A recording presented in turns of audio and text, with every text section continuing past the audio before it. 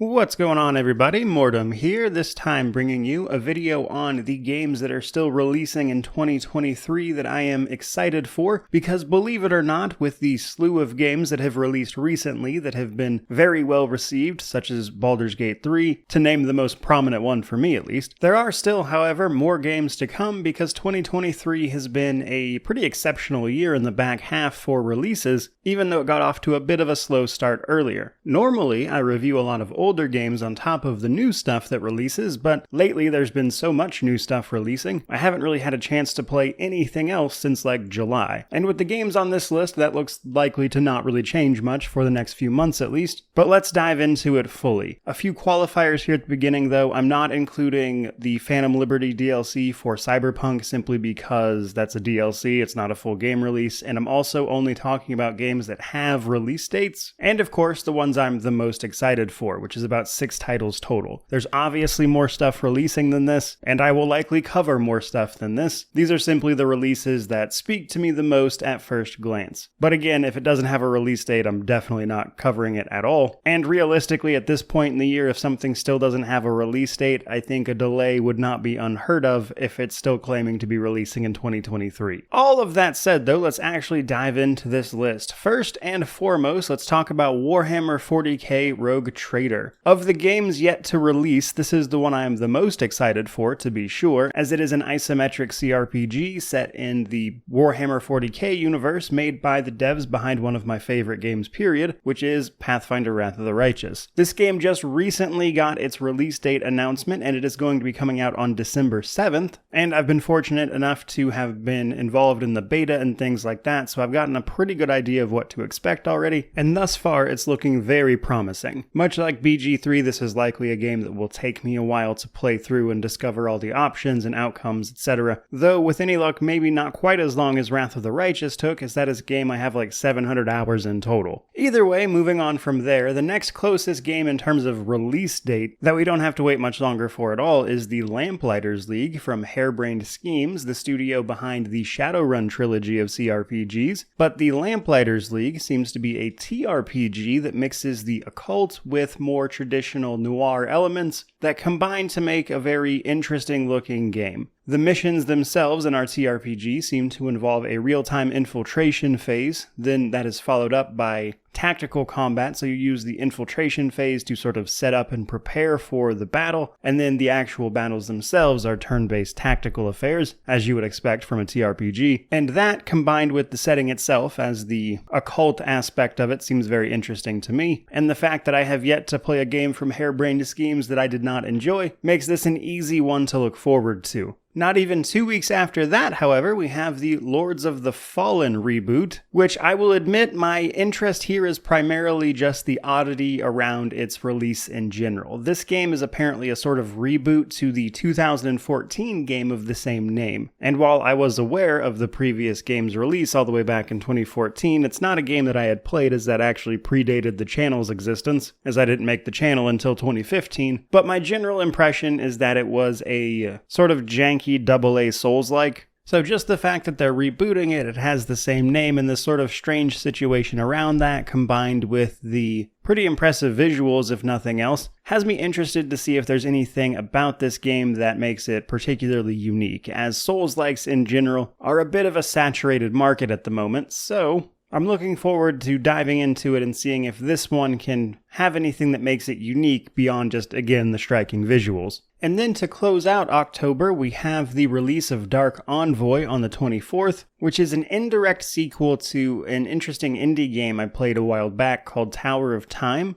which is a game that had a very surprisingly in-depth and interesting story that sort of sets up the setting, if you will, for Dark Envoy. So while it's not a direct sequel or anything, it is definitely involved. But Dark Envoy sees us taking on the role of 2 siblings as they get embroiled in a war between humans who have come to a planet to find a place to live, basically, versus the elves that lived there normally. And this war has seen an explosion in the combination of both magic and technology, that looks to make for a pretty interesting setting. The combat itself for this one is real-time with pause, with a big emphasis on strategy. You can watch my review for Tower of Time if you want a more in-depth explanation. But again, Tower of Time was not a game I was expecting to be nearly as good as it wound up being, so a follow-up for it from the devs here is an interesting prospect. This game is very much so behind schedule though. It is quite a bit late. It got hit pretty hard by the COVID delays, but it looks to finally be upon us. And with any luck, I'm hoping it can wow me just like Tower of Time did. Then, towards the beginning of November on the 7th, we have Banishers, Ghosts of New Eden from Don't Nod, the people who made Vampire, which is another title I enjoyed quite a bit. So the developer, combined with the fact that Banishers here has a really haunting visual style that really pulls me in. But the game itself takes place in 1695, and we play two Banishers, or ghost hunters effectively, that protect the living from the threat of ghosts and specters, which is complicated a little bit by the fact that our partner died and became a specter themselves. I will say, while the visuals and the setting and the atmosphere kind of draw me in, the gameplay itself looks pretty standard action RPG. I get a lot of God of War vibes from this one, but I'm hoping the story can really pull it off, because that's actually what I'm looking forward to most about this particular title. And then last but not least, we end it with another CRPG coming in the middle of November with Broken Roads, a more narratively driven CRPG that takes place in a post-apocalyptic Australia that features a very interesting morality system via a moral compass where you make decisions that then kind of affects your worldview, if you will, and that can